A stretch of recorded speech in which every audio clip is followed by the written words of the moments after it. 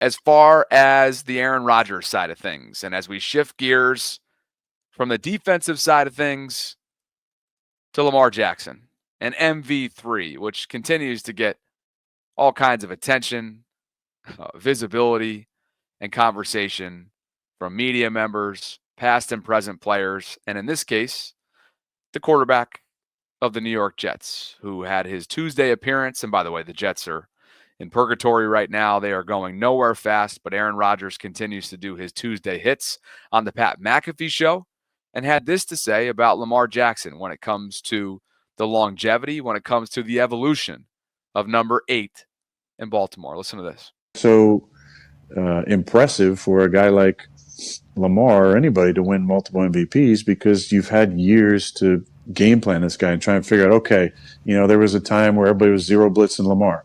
Let's zero blitz Lamar like crazy. Well, they got through that stretch. There's stretches of your career where you got to get through whatever the label is on how to stop, you and the way you play. And first you got to establish what the label is because you got to go out and ball out and then them try and figure out how to stop you. But he doesn't stop after one good year. I made the Pro Bowl my first year. Well, okay, well then do it again the next year. It's going to be harder. Now you have 6 games against division opponents that spend a lot of their off season scouting those 3 games, trying to figure out how to stop you. So the second year is really hard. Then you kind of get over a lump at some point where now there's enough film out there that you've seen a lot more, but you're always working on your game and always working on your preparation and always working on the little things. And I think any older quarterback, whether still playing or retired, I think that's part of the fun part of the legacy is to help the next generation. So I don't know how much that goes on. I think it would help certain people in certain positions, but even like Jaden after this year, it's going to be a good year. Wherever how he finishes, I got a real good team. That would probably be in the playoffs. Offensive Rookie of the Year, congrats. Offensive Rookie of the Year, yeah. But then there's going to be 17 plus games of film out there on you, and you're going to have to watch that as intently as they're watching it to figure out how they're going to try and stop you and what you can do better. And then you reinvent yourself every single year.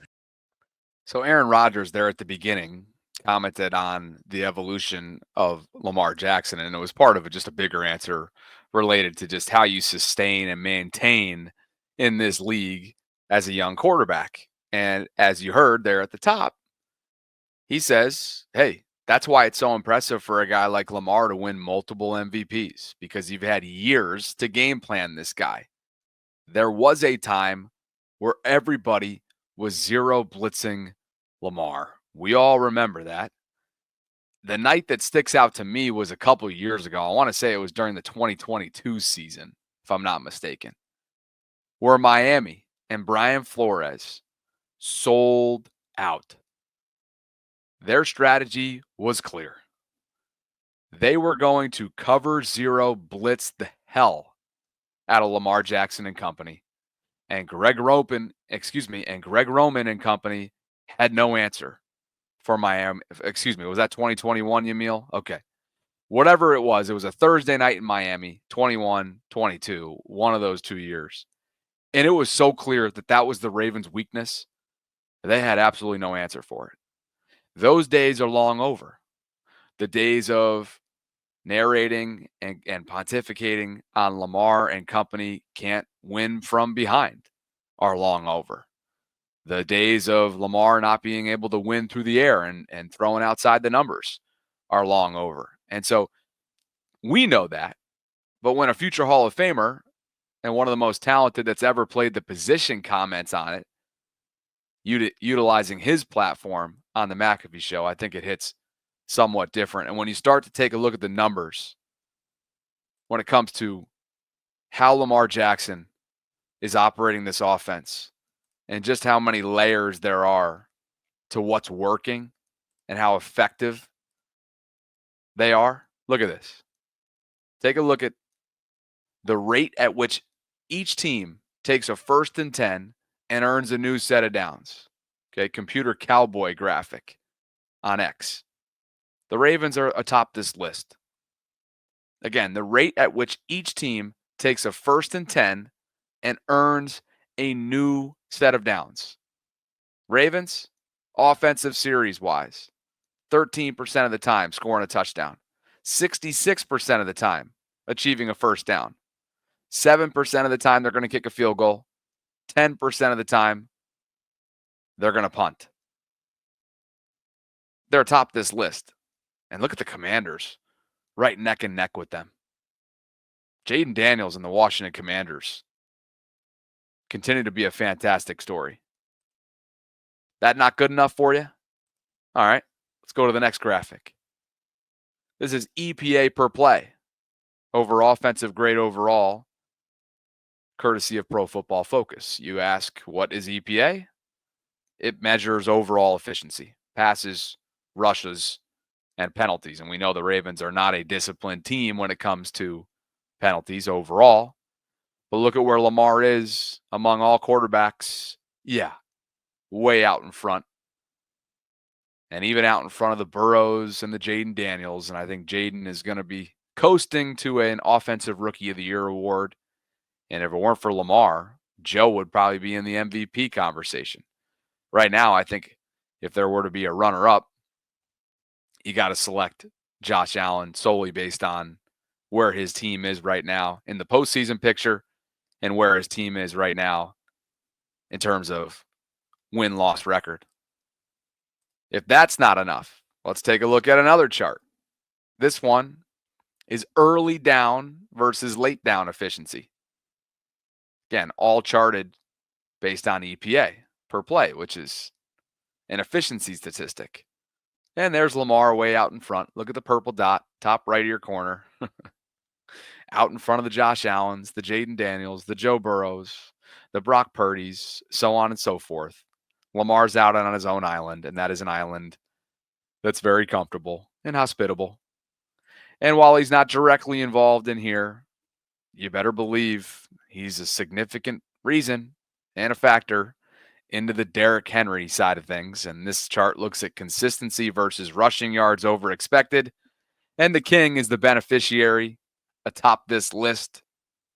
Other names that are below him, Saquon Barkley. I mean, go on and on. Jordan Mason in San Francisco, Chuba Hubbard in Carolina, Josh Jacobs, Bijan Robinson. Look at the King. Percentage of carries exceeding expected yards. That is the yards over expected created using positioning of ball carrier and offensive and defensive players at the time of the handoff. This figure is courtesy of Ben Baldwin, if you want to go check it out on X. But it just continues to speak to what this Ravens offense is all about from an efficiency perspective. How about early down rushing and passing offensive efficiency? Again, the Ravens out in front. And out in front by a comfortable margin. Washington and San Francisco, second and third, respectively. Yeah. Todd Monken's going to be getting a lot of looks. And I was just reached out to by a buddy of mine who covers the New York Jets. And we know that they're certainly going to be in the market for head coaches. And you know what he said to me? Just yesterday. He says, hey, how do you think Todd Monken will be as a head coach? I know a lot of you are not going to want to hear that. But my answer, maybe it'll piss you off. But I said, I think Todd's going to be a great head coach. I do. The adjusted completion percentage leaders on 10-plus yard throws, Lamar leads the way.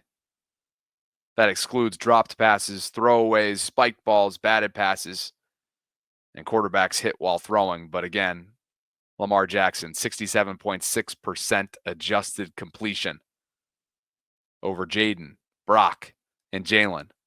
We could talk statistics where Lamar is atop these metrics for days. That's the type of position that Todd Monken and company, T. Martin, I think, deserves a boatload of credit as his quarterback's coach. But this is the type of success that they have set him up for.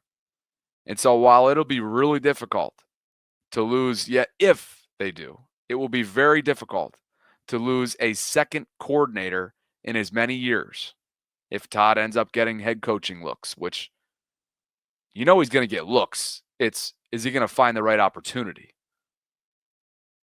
I've been around this league long enough to know that most assistants, the overwhelming majority of assistants and coordinators around the league are all chasing.